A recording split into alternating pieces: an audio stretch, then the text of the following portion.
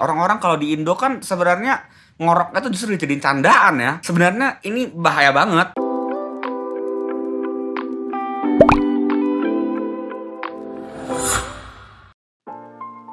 What's up, yo, ketemu lagi sama gua Jaren Lim, your Indonesian mental health advocate. Nah, pada hari ini, sebelumnya jangan lupa kalau semua video gua always tersedia subtitlenya dalam dua bahasa. Always English subtitles and Indonesian subtitles. Jadi kalau lu pada nggak ngerti apa yang gue omongin, nyalain subtitle Inggrisnya ataupun bahasa Indonesia. Oke? Alright, hari ini gue bakal bahas sedikit yang agak keluar dari mental health tapi masih dalam ranah mental health. Dan dia ada di dalam DSM-5 atau Diagnostic and Statistical Manual of Mental Disorders edisi kelima TR. Yang hari ini gue akan bahas namanya adalah Obstructive Sleep Apnea Hypopnea Syndrome gitu ya, atau OSA dikenalnya. Jadi pernah nggak sih lu pada ngerasa kalau lu pas tidur, belum tentu ya, belum tentu semua orang, tapi most people, sebagian besar orang, pas tidur lu ngorok kenceng. Kadang-kadang gua ngerasa karena bed partner gua tuh ngoroknya kenceng banget.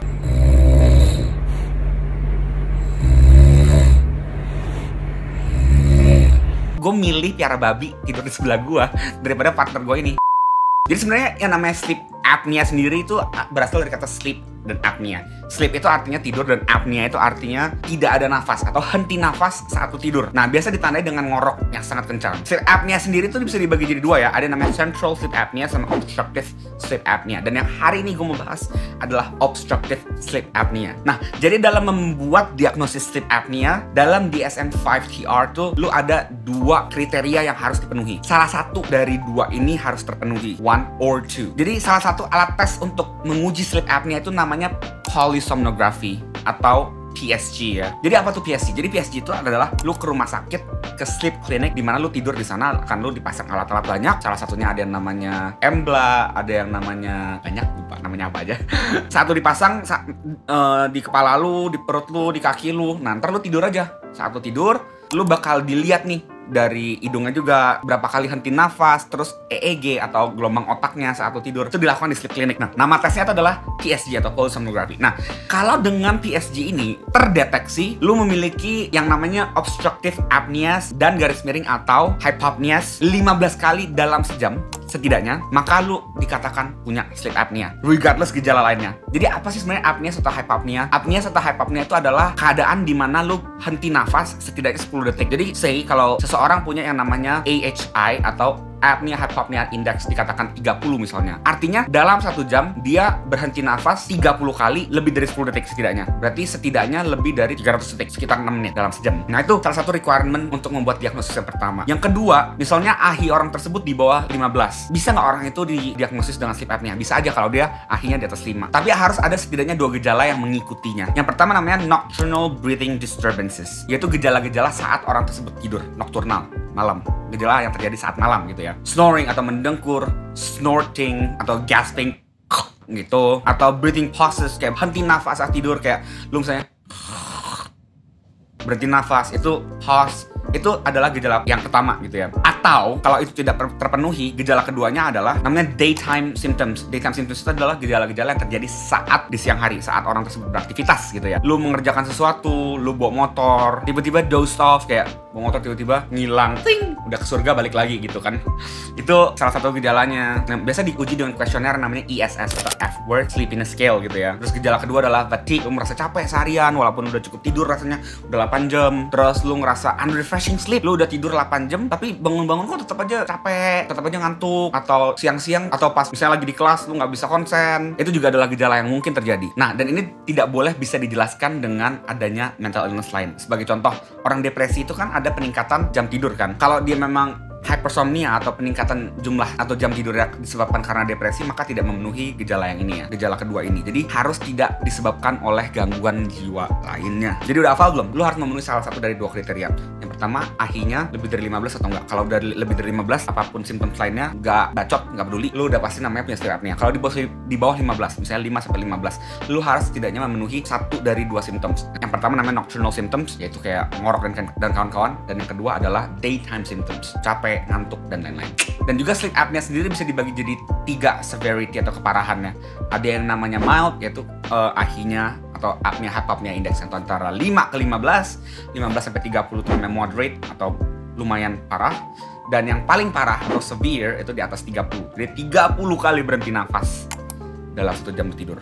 Apa aja sih faktor risikonya? Biasa tanda-tanda lainnya adalah kayak kalau lo orang-orang yang punya sleep apnea itu kadang-kadang memiliki gejala seperti cemas atau ADHD gitu ya. Atau misalnya restless, mereka sering gelisah atau maunya gerak sana sini.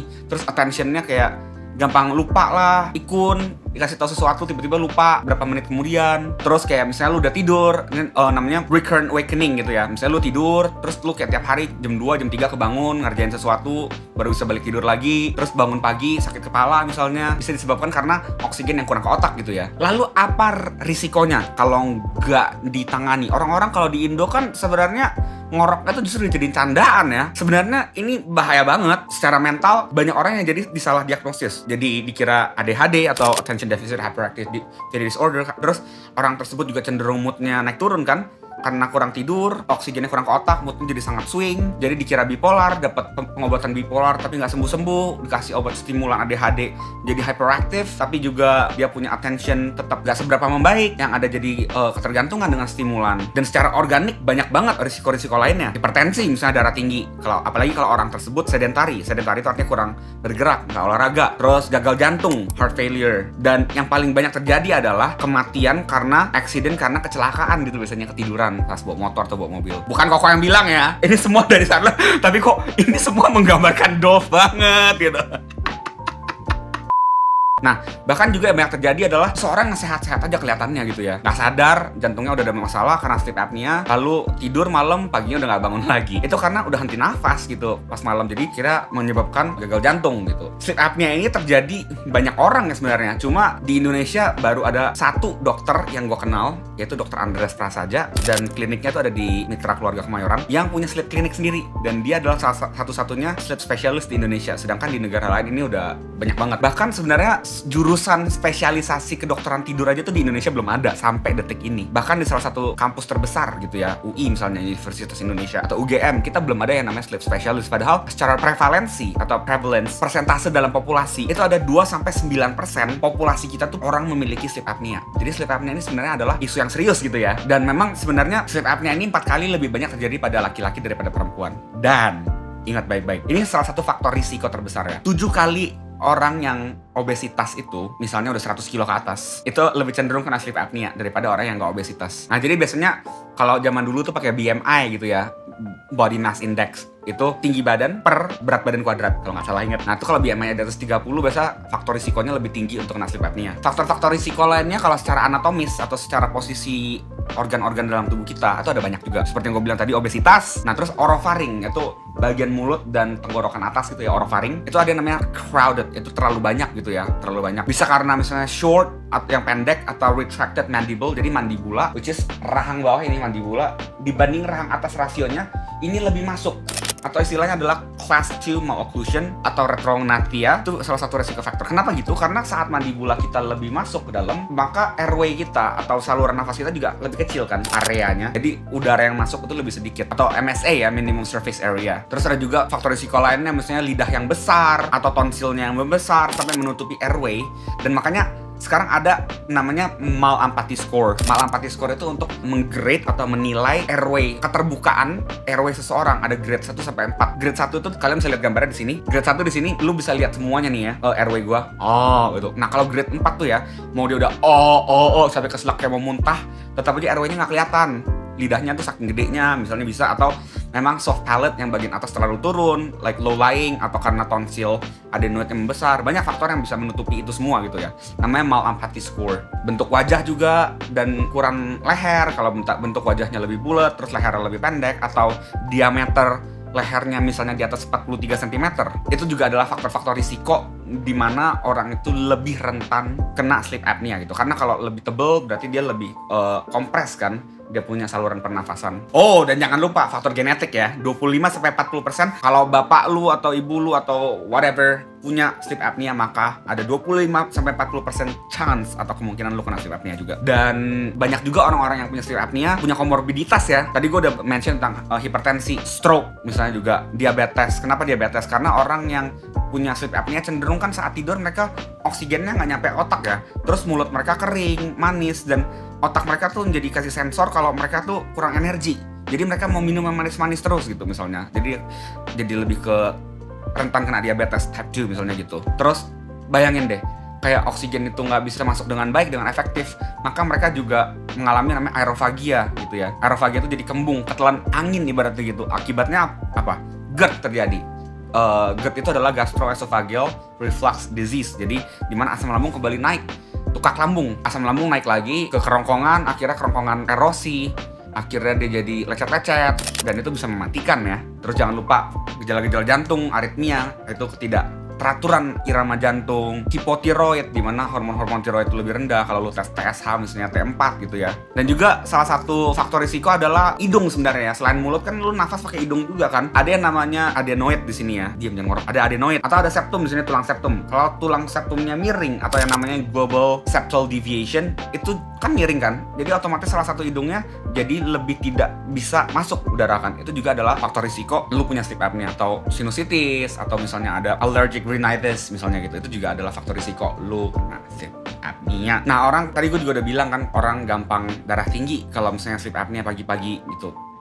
Pas bangun darahnya tinggi, terus udah makan obat darah tinggi, beta blocker gitu. Mas kadang-kadang fully controlled, artinya udah makan obat darah tinggi tapi darahnya nggak turun-turun. Kenapa? Karena ya oksigen nggak nyampe otak kan. Karena kurang oksigen, jadi sensor tubuh tuh memaksa jantung memompa lebih kenceng supaya sirkulasi meningkat. Jadi otak bisa terus mendapatkan oksigen untuk cukup. Makanya setelah makan obat untuk menurunkan darah tinggi, tetap aja darahnya nggak turun gitu. Jadi poorly control. Jadi bahaya banget sebenarnya sleep apnea. Kira-kira sih gitu ya gejala faktor risiko dari sleep apnea. Nah, lalu treatmentnya gimana? Treatmentnya itu sebenarnya ada beberapa treatmentnya. Kalau gue pribadi membagi treatmentnya jadi 4. Lifestyle, lalu dengan CPAP, dental appliance, sama surgical approach. Lifestyle itu biasanya dengan menguruskan badan gitu ya, menurunkan berat badan. Karena seperti yang gue bilang tadi, 7 kali orang yang obesitas itu lebih mungkin kena sleep apnea daripada orang-orang yang tidak obesitas. Maka most likely kalau orang-orang itu sudah lebih kurus, maka orang itu cenderung sleep apnea-nya akan berkurang atau sembuh gitu ya. Atau misalnya posisi tidur. Orang-orang tertentu kalau tidurnya itu on their back, kayak gini hadap atas,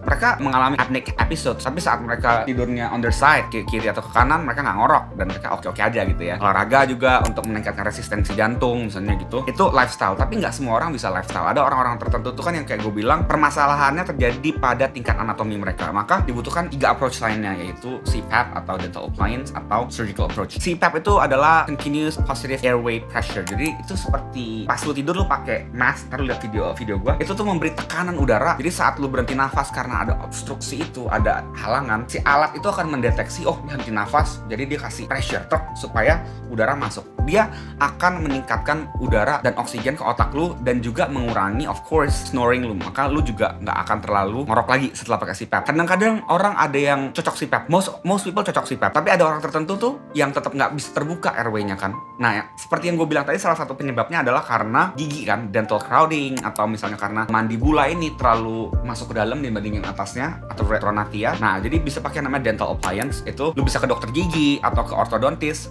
lu membuat yang namanya dental appliance, alat yang lu pakai saat tidur, dengan cara lu menggigitnya supaya jaw lu dilurusin gitu ya. Jadi beberapa orang efektif dengan ini, tapi nggak semua. Coba bayangin kalau misalnya orang-orang itu terjadi bukan karena apnianya, bukan terjadi karena posisi rahang, tapi karena posisi lidah, atau karena malampati, atau karena hidungnya ada septal deviation, maka belum tentu approach ini cocok. Ada orang yang mengkombinasi dua ini. Jadi CPAP juga ada yang full mask, ada yang cuma di hidung doang. Jadi tergantung dari penyebabnya ya, secara etiologi anatominya apa yang terjadi. Jadi bisa dikombinasi. Tapi orang-orang tertentu juga belum tentu cocok dengan kedua approach ini. Ada yang misalnya jadi ketelan angin terus, aerofagia, pagi-paginya jadi kembung, mau muntah, mual karena pakai CPAP. Dan ada orang-orang yang nggak mau pakai CPAP seumur hidup. Ada juga yang serostomia, yaitu mulut, hidung semua kering walaupun udah dipakein pelembab ya saat mereka sebelum tidur. Karena nggak semua orang bisa cocok dengan mask itu, bisa aja hipersensitif gitu ya. Jadi orang-orang tertentu, terutama apalagi yang udah parah, yang udah severe cases, yang udah nggak bisa ditolong dengan CPAP dan dental appliance, mereka ke surgical approach dengan operasi. Operasi juga ada banyak ya